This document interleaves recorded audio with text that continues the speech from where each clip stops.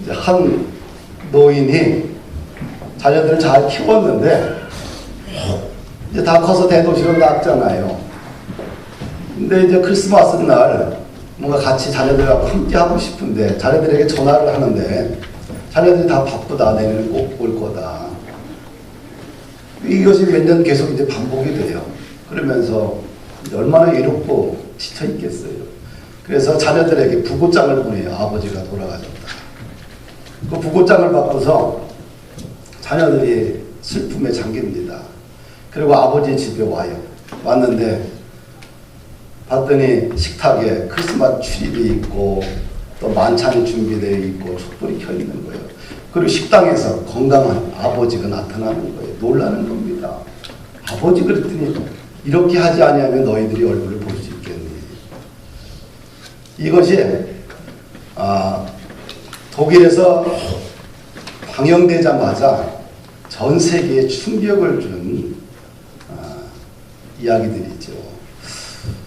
우리들의 부모님들이 대부분 어떻게 돼? 노년이 길어지면서 혼자 많은 시간을 이제 보내게 됩니다.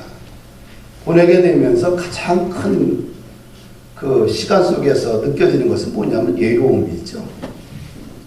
누구하고 대화할 사람도 없고 전화할 사람도 없고 오고 가는 사람 없고 혼자 밥을 먹고 혼자 많은 시간을 보내면서 지쳐가는 또 외로움 속에서 빠져있는 부모님의 모습들을 우리가 이제 앞으로 계속 마주할 수밖에 없는 우리 사회적인 그런 갈등의 한 요소가 되게 됩니다. 그 서울여자대학교에서 사랑의 엽서 공모전 대상작이 있어요. 거기에 어떤 여자 청년이 글을 썼는데 이것이 대상작인데 굉장히 마음에 와닿습니다.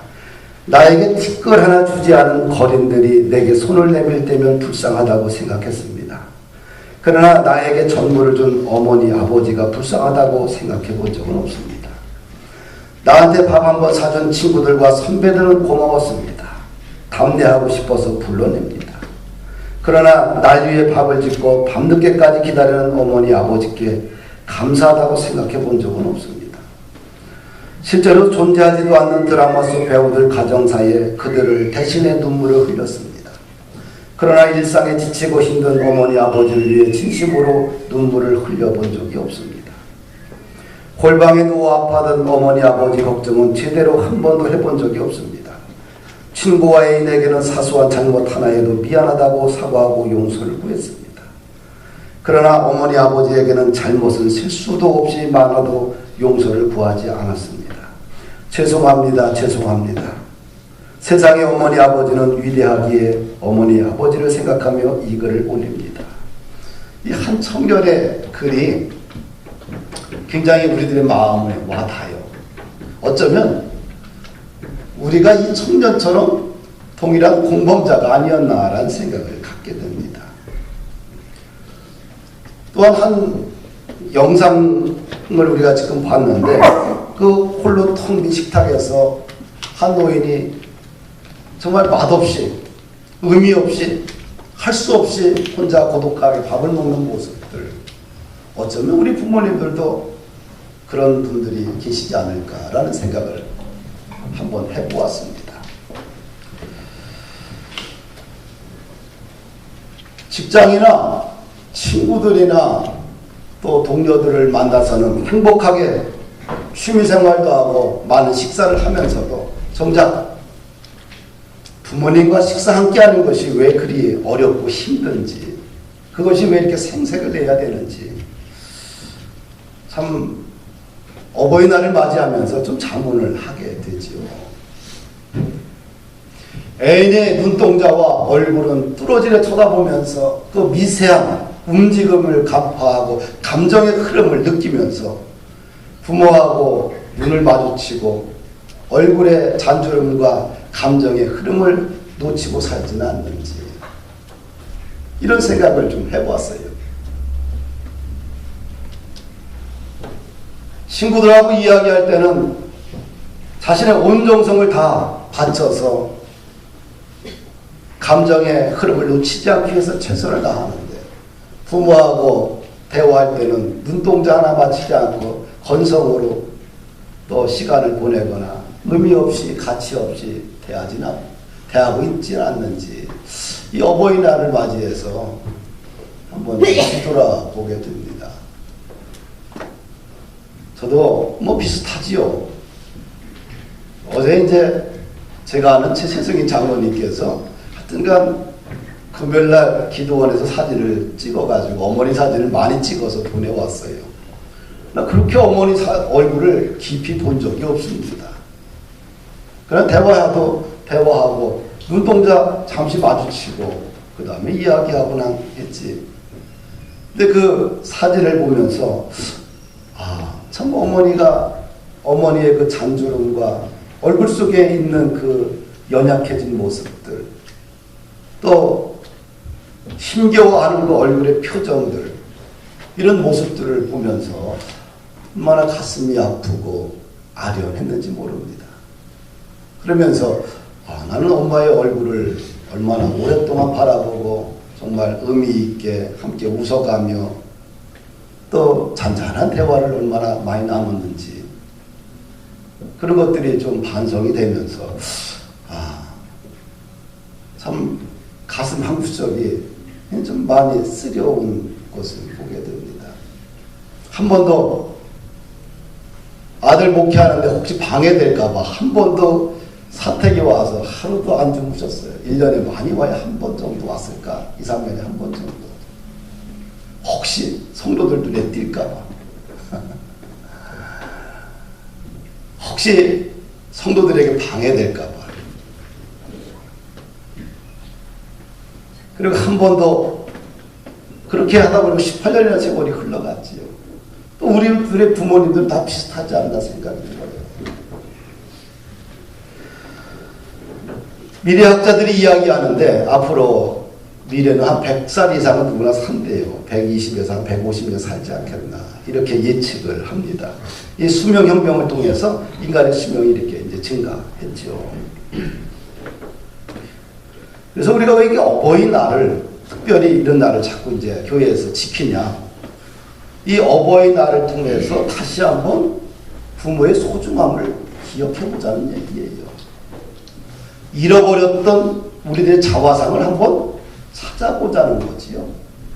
1년에 한 번만큼이라도 바쁜 일상 속에 우리가 살면서 잃어버렸던 소중한 것들을 다시 한번 기억해내보고 또 기념하고 또 이것이 성경적으로 어떻게 살아가는 것이 신앙인의 본질인가를 다시 한번 찾아보자는, 그래서 어버이날을 우리가 지키는 것입니다.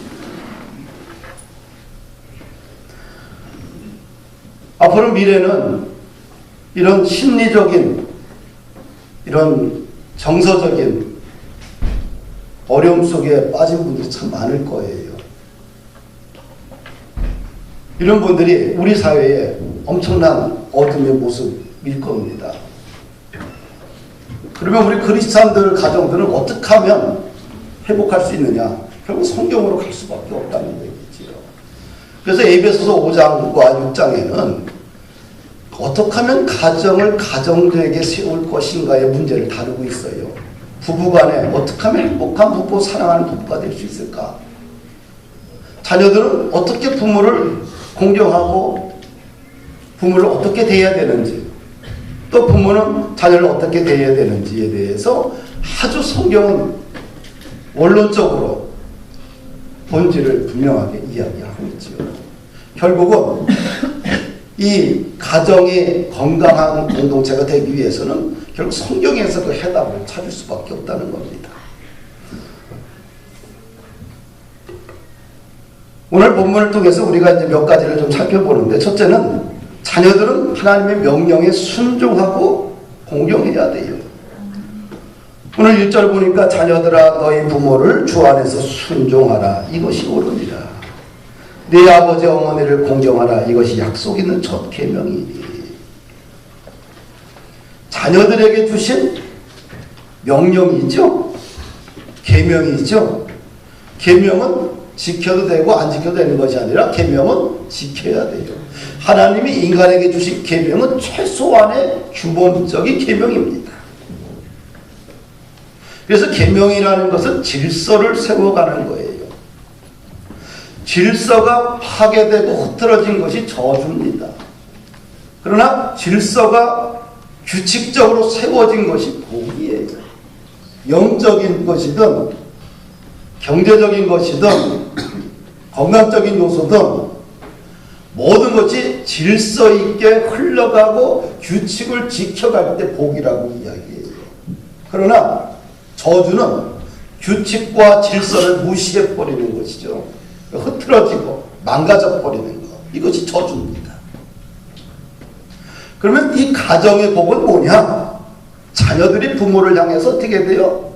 주 안에서 순종하고 또 공경하는 것이 복이에요. 이것이 질서고 원칙이에요. 그럴 때 가정 속에 거룩한 은혜가 흘러가지 않느냐.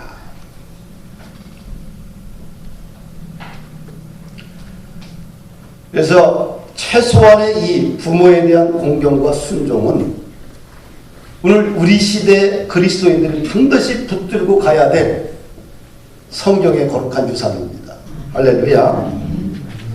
또 하나는 뭐냐면 효도는 베푸는 차원이 아니라 빚을 갚는 거예요. 따라합시다. 빚을 갚는 것이다. 자녀는 이중적인 빚을 지고 있죠. 하나는 양육의 빚을 지고 있고 하나는 생명의 빚을 지고 있어요. 그렇죠? 우리가 어떻게 태어났어요? 부모님에 의해서 태어났어요. 생명의 빚을 졌고 또 우리가 지금까지 이렇게 먹고 살고 건강에 지낼 수 있던 것은 부모의 말 그대로 피와 땀을 통해서 우리가 이렇게 먹고 사는 거예요. 양육의 빚을 지고 있어요. 그래서 효도는 뭐냐? 빚을 갚는 거예요. 할렐루야. 그리고 주님은 우리에게 네 부모를 공경하라고 이야기해요. 공경이라는 말은 헬라어로 뭐라는 뜻이냐면 키베드인데 존경하다, 가치 있게 여기다. 부모를 어떻게 돼요? 존경하고 가치 있는 존재로 여기라는 것이죠. 그래서 이 단어 키베드라는 단어를 갖다 쓸 때 잠언서에 보게 되면 여호와를 경외하라 같은 단어를 썼어요. 하나님을 공경하듯이 존경하듯이 부모를 뭐라 그래요? 존경하라. 하나님을 가치 있게 대하듯이 부모를 가치 있는 존재로 대하라는 말이지요. 그래서 부모를 하나님을 섬기듯이 부모를 대하라는 겁니다. 그래서 효도라는 것은 그는 아름다운 덕스러운 일이 아니라 신앙이다. 할렐루야. 그래서 효도하는 것은 신앙이에요. 이것은 아름다운 덕스러운 일이 아니라 이것을 뛰어넘어 우리의 신앙이고 믿음의 근거가 되는 것이죠. 그래서 부모가 존경할 만한 인물이든 인물이지 않든 관계하지 않고 어떻게 돼요? 부모에게 순종하고 공경하라. 그 다음에 부모 공경은 뭐냐면 세대 교체적인 의미가 있습니다. 세대 간에 다 갈등이 있지요. 성경을 보게 되면 1계명, 10계명을 보면 1계명과 4계명이 있는데 이것은 인간이 하나님께 대하는 방식이죠. 하나님을 어떻게 대할 것이냐? 하나님을 대하는 인간의 도리를 이야기해요. 그러니까 하나님을 뭐예요? 창조자 하나님을 창조주 주인으로 왕으로 대접하는 거겠죠. 그 다음에 4계명부터 5계명부터 10계명까지는 인간을 어떻게 대할 것이냐? 도리의 문제죠. 인간 사회의 도리의 문제 중에 첫 번째가 뭐예요? 부모를 공경하라는 거예요. 인간 사회의 공동체의 가장 핵심은 뭐냐면 가정이 있죠. 가정이 무너지게 되면 사회가 존재할 수가 없어요. 그렇죠? 가정이라는 공동체를 통해서 아이를 낳고 아이를 양육하고 이 건강한 아이를 또 사회에 내보내고 다음 세대를 또 연결시켜야지만 우리 사회라는 공동체가 존재하게 되는데, 그래서 이 5계명은 인간 공동체의 건강성을 지키기 위해서 반드시 우리 사회가, 우리 기독교인들이 물러서지 않고 반드시 제5계명을 지켜줘야 돼요. 그래야지만 교회도 존재하고요. 사회도 건강해지게 되고요. 인류가 흘러갈 수가 있어요.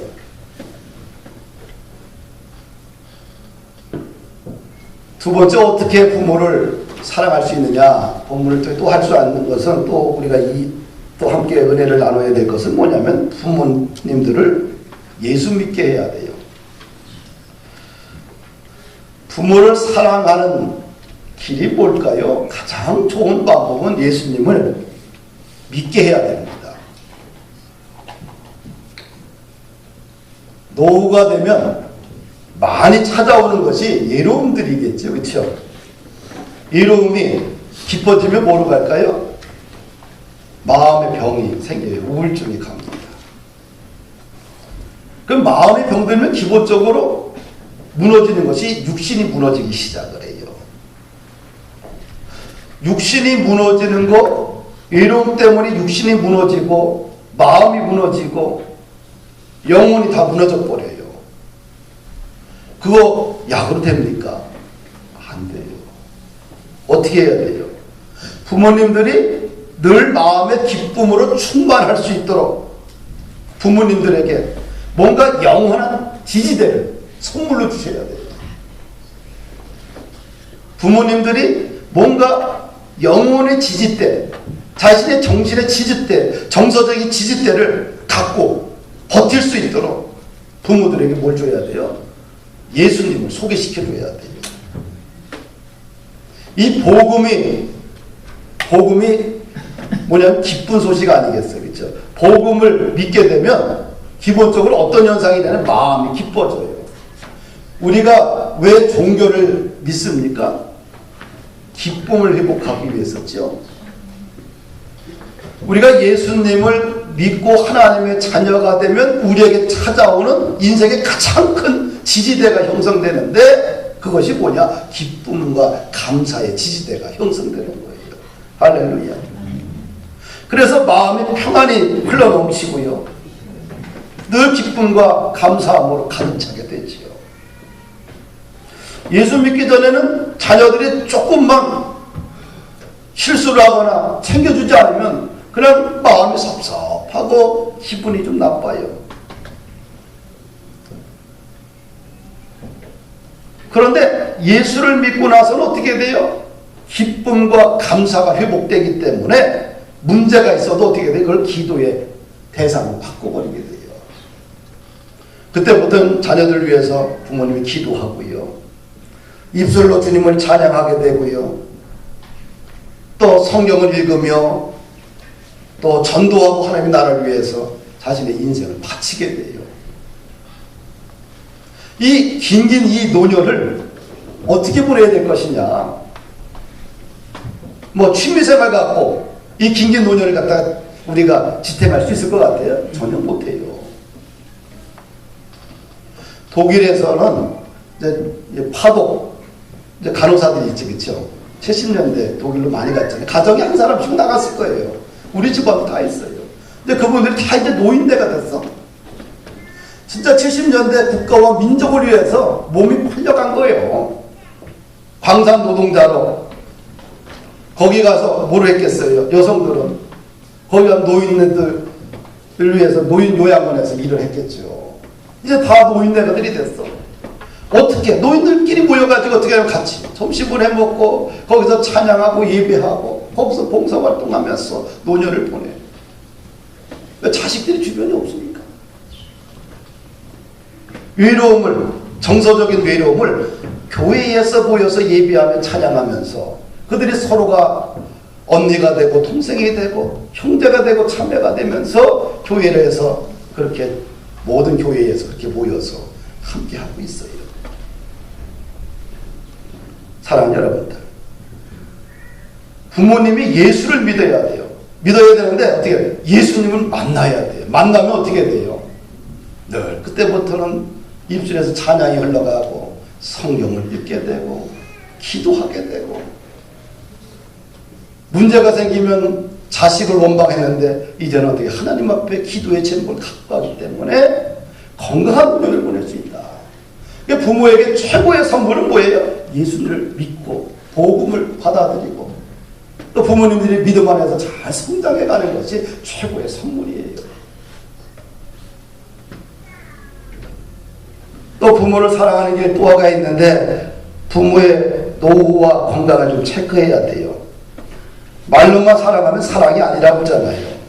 그래서 요한에서 3장 18절 보니까 자녀들아 우리가 말과 혀로만 사랑하지 말고 오직 행함과 진실함으로 하자.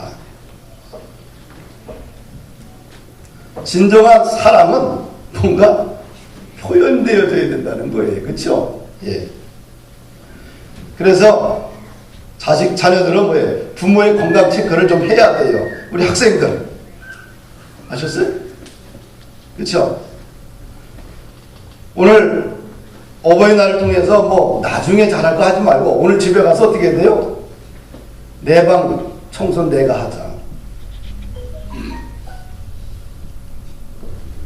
공부 열심히 하자. 최소한 자기가 먹고 쓰는 거는 자기가 할 줄 알아야 돼요. 그거 못하면 이거는 성인아이가 되는 바보가 되는 거예요. 누가 바보냐? 어린아이. 나이가 먹어가면서 자기가 할 걸 자기가 못하는 거예요. 안 하는 거. 이게 성인아이라고 그래요. 의식이 못 자란 아이들이 있죠. 의식이 나이에 맞게 자라줘야 돼. 근데 이게 못 자란 아이들을 갖다가 뭐라 해? 성인아이라고 그래요. 그래서 어떻게 돼? 자기가 할 거는 자기가 멋부러지게 해야 돼요. 그래서 우리 부모님들의 건강 체크를 좀 평상시 좀 자녀들이 신경을 좀 써줘야 돼요. 또 우리 부모님들은 뭐가 준비 안 되면 은퇴가 준비가 안 됐어요. 그렇죠? 그래서 자녀들을 위해서 다 주다 보니까 자신의 미래를 위해서 30년, 50년 살아갈 준비가 전혀 안 됐어요. 진짜 국가가 20만 원 주지 않으면 거의 뭐 땡전한 분 없어요. 근데 20만 원도 노인되니까 옛날 어르신들은 나라가 어렵고 힘들었어. 사는 게 힘들었어. 그래서 옷만 바쳐서 나라와 민족을 위해 헌신하고 가족을 위해 헌신하다 보니까 나이 들어서 지금 몸에 병밖에 없어요. 약값 대기도 버겁지요. 약값 비싸요. 병원비도. 그래서 우리 후손들은, 자녀들은 자신의 벌은 액수 중에 또 먹고 살고 노후 준비도 하고 자녀들 양육하겠지만 일부는 어떻게 돼요? 부모를 위해서 여러분들이 써야 돼요. 부모가 건강하면 자녀도 행복한 거예요. 할렐루야. 부모에게 너무 인색하지 마셔요. 내 입만 단 거 좋아하는 거 아니라 부모도 입이 단 걸 좋아하고. 그렇죠? 내 취미생활만 귀한 게 아니라 부모도 취미생활 할 줄 알아요. 돈이 없어서 못할 뿐이요. 좀 신경도 쓰십시다. 그 다음에 이제 마지막으로 부모님들에게 좀 권면을 하는데요. 주님이 모든 생명은 누구의 소관이에요? 하나님이에요. 하나님이 나에게 생명을 주셨어. 그래서 생명의 주관자는 하나님이요. 그래서 하나님이 나를 부르실 그날까지 어떻게 되냐? 최선을 다해서 열심히 살아야 돼요. 자녀들이 모든 것을 어린아이처럼 다 해주는 게 행복한 인생이 아니에요. 잠시 기쁨이 있지만 모든 것이 자녀들이 다 해주게 되면 서서히 뭐가 사라져요? 자기 자신의 기쁨이 사라지고 자신이 점점 쓸모없는 사람으로 전락해가 버려요. 우리가 수명 연장으로 인해서 노후가 50년이 살지 40년이 살지 몰라요. 그렇죠? 우리가 70에 은퇴했으면 120살까지 살면 50년이 남아있거든. 근데 내가 하루 이틀 살다가 죽을 거다라고 생각하지만 실제로 살다 보면 이것이 90도 됐네, 100이 됐네, 100일살이 됐네. 뒤돌아보면 내가 이 많은 시간 뭐하고 지냈지? 아무것도 안 했구나. 자기 자신을 뒤돌아볼 때 굉장히 어때 슬퍼지게 돼요. 그래서 주님이 부르시는 날까지 어떻게 돼요? 열심히 일하고 살겠다. 할렐루야. 진정한 행복은 말이에요. 아무것도 안 하고 사는 사람이 행복한 게 아니라 땀과 수고와 열정을 쏟아놓을 때 인생은 진짜 행복해지는 거거든요. 대가를 지불할 때 기쁨이 찾아오잖아요. 남이 아무리 건강하다고 행복하다고 이야기해도 내가 가서 운동을 하고 땀을 흘리고 내가 가서 고추를 심고 그런 과정을 통과해서 고추의 열매를 따 먹을 때 진짜 행복한 거예요. 힘이 있는 한 작은 일이라도 열심히 해야 됩니다. 돈을 벌기 위해서 하는 것이 아니라 다른 사람들에게 유익한 사람이 되기 위해서 하는 거겠죠. 그러니까 다른 사람들에게 유익한 인생이 되는 것을 포기하면 그때부터 뭐가 되느냐? 늘어나는 것은 이기적이고 자기 중심적인 욕심만 늘어나게 돼요. 그래서 어르신들은 어떻게 돼요? 열심히 교회에서 봉사해야 돼요. 꼭 몸도 부실한데 어떻게 봉사합니까? 꼭 봉사가 꼭 몸만 하는 게 있어요. 그렇죠? 기도로 봉사하는 것도 있고 그렇죠? 예배로 봉사하는 것도 있고 많습니다. 누가복음 2장 36절에 보면은 여선지자가 나와요. 악나라는 여선지자인데 이 여인은 교회에서 일생 동안 평생 기도로 헌신했던 여인입니다. 근데 성경에 보니까 매우 늙었다. 이 안나라는 여선지자는 보니까 결혼해서 7년 동안 남편하고 살아. 남편이 죽어요. 그리고 84년 동안 과부로 지내는데 어떻게 지내느냐? 성경을 보니까 성전을 떠나지 아니하고 주야에 금식하며 기도함으로 섬기더라. 84년 동안 오직 기도하며 성전에서 주야로 금식하며 기도로 그는 섬겼어요. 그렇죠? 기도로 봉사했지요. 하나님과 깊은 교제의 시간을 갖지 않았겠어요. 그렇죠? 사람들이 볼 때는 참 불쌍한 여인이라고 이야기할 수 있겠지만 하나님과 날마다 동행하며 살다 보니까 그 마음이 얼마나 부유해졌겠어요. 그렇죠? 그래서 결국 예수님을 보게 되잖아요. 할렐루야. 그래서 어르신들은 생산적인 노년이 될 수 있도록 계속 작은 것부터 실천해 가야 돼요. 작은 것부터. 사실은 우리들도 금방 한갑되잖아. 그렇죠? 많은 사람들이 계획이 그래요. 한갑 때까지 일하고 나면 쉬겠다. 쉬는데 60년을 쉬어봐요. 끔찍하죠. 아침에 일어나서 아침밥 먹고 갈 데가 없어서 방에서 서성거리다 점심밥 먹고 마당 한두 번 왔다 갔다 공원 거리다가 또 저녁밥 먹고 이것도 하루 이틀이지. 어떻게 돼요? 매일같이 땀을 흘릴 곳이 있어야 돼요. 그래야 사람이 영적으로 정신적으로 육체적으로 건강해지는 거예요. 그래서 우리는 어떻게 돼요? 주님이 부르시는 그날까지 아침까지 일하다가 가셔야 돼요. 로드맵을 내가 열심히 만들고 있어요. 어떻게 하면 죽는 순간까지 일하다 갈 수 있을까? 이제 금요일날 이제 이야기를 나누다 보니까 우리 김종옥 집사님이 그래 자기는 일주일에 3번 봉사활동한대. 4번. 내가 한 번 줄였네. 한 번을 잘 못 들었네. 네. 그러니까 아침에 골목길에 이렇게 보면 아이들 안전하게 골목 건너는 거 거기서 이제 그거 봉사활동 하지. 또 공원에 가가지고 거기서 휴지 줍는 봉사활동 하지. 봉사활동 또 그 다음에 병원 못해. 여러 군데서 이렇게 봉사활동을 하셔요. 난 건강하게 사는 이유가 있다. 그렇죠? 또 우리 이희승 집사님은 저 옆에다 100평 농사를 져요. 그분은 나한테 늘 그래요. 무슨 얘기를 하냐면 아니 왜 이렇게 정신도 건강하고 육체도 건강한데 왜 가서 그 요양원이 아니고 뭐야죠? 어르신들이 모이는 노인정에 가서 거기서 담배를 피고 거기서 화토를 하면서 술 먹으면서 아까운 시간을 그렇게 보내네. 그래서 그분이 일주일에 2번은 뭐 하냐면 교회 와서 청소를 해요. 바깥 다 관리를 그분이 하셔요. 그리고 일주일에 2번은 뭘 하냐면 혼자 사는 독거노인들 돌아다니면서 그분들에게 폐지 주워다가 어떤 사람은 갖다 주기도 하고, 또 농사져 가지고 이 집 저 집 다니면서 어떻게 해야 돼? 파, 그다음에 상추 이런 거 다 뜯어다가 자기 밭에 새서 갖다 줘요. 본인은 뭐 먹어봤자 얼마나 먹겠어요. 노인네 2분 사시는데.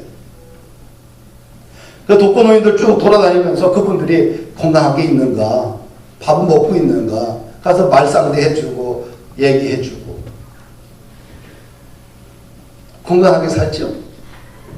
난 우리 교회 충분히 노년을 살아가는 모델들이 참 많아요. 이런, 왜? 누구나 우리 세대는 다 노년이 이렇게 길어져요. 그럼 어떻게 살 거냐? 그냥 놀 거냐? 안 된다는 거죠. 자녀들은 부모를 공경해야 되고, 부모는 긴 노년을 좀 생산적인 노년으로 활동하면서 보내야 되지 않겠느냐. 그리고 우리 노년을 보내고 있는 어르신들은 뭐예요? 반드시 영혼 구원에 대한 비전을 갖자. 예수님의 꿈, 성령님의 꿈은 뭐냐면 당신의 자녀들이 이 땅에 사는 날 동안 선교와 전도의 거룩한 비전을 갖는 거예요. 하나님 나라에 대한 거룩한 꿈을 가져야 된다. 주님이 부르시는 그 순간까지 우리가 전도와 선교에 대한 끈을 놓게 되면 남는 게 없어요. 이 신약 성경은 뭐냐면 한마디로 하나님 나라거든요. 천국이거든요. 이것이 복음의 본질이고 주제고 내용이에요. 근데 이것을 잃어버리면 결국은 신앙생활을 다 잃어버리는 거죠. 당신의 꿈이 뭡니까? 하나님 나라의 건설이겠지요. 지금 홀로 독방에 있거나 홀로 외로움 속에 갇혀있는 어르신들 너무 많죠. 젊은 사람들이 다니면서 못해요. 그럼 어떻게 해야 돼요? 동병상련이라 같은 연세 되신 분들이 가서 어렵고 힘들게 고독하게 있는 분들 가서 친구가 되어주고 따뜻하게 말해주고, 또 정서적으로 상처받고 있는 사람들 안아주고 그들에게 예수님을 소개하고, 야 같이 우리 찬송하자, 기도해주고 같이 교회 다니자. 최고의 선물이겠죠. 그러면 하나님 나라의 가장 큰 별과 같은 존재가 누구냐? 전도와 선교하는 사람이잖아요. 주님이 하나님 나라는 어떻게 세워져요? 하나님의 나라는 세상적으로 물질을 세우는 나라가 아니죠. 하나님의 나라는 예수 안 믿는 사람을 예수 믿게 하는 것이 하나님 나라의 비전이에요. 그들에게 천국에 대한 소망을 심어주고, 그들에게 생명이 없던 사람들에게 천국에 대한 생명을 심어주는 것이 하나님 나라의 가장 중요한 원칙이지요. 그래서 우리 범프런교의 모든 성도들은 젊든 나이가 들어가든 하나님 나라의 소중한 법칙을 우리가 준수하고 살자. 그리고 자녀들은 반드시 부모를 순종하고 공경하자. 이것이 잘 되는 일이다. 이것이 질서를 세워가는 것이다. 순종하지 않고 공경하지 않고 불순종하는 것은 결국 이건 저주예요. 왜? 원리 원칙을 파괴하기 때문에. 그리고 부모들은 어떻게 돼요? 주님이 부르시는 그날까지 스스로 열심히 영적으로 건강하게 복음 전하며 살자. 할렐루야. 그런 교회가 되기를 주의 이름으로 축복합니다.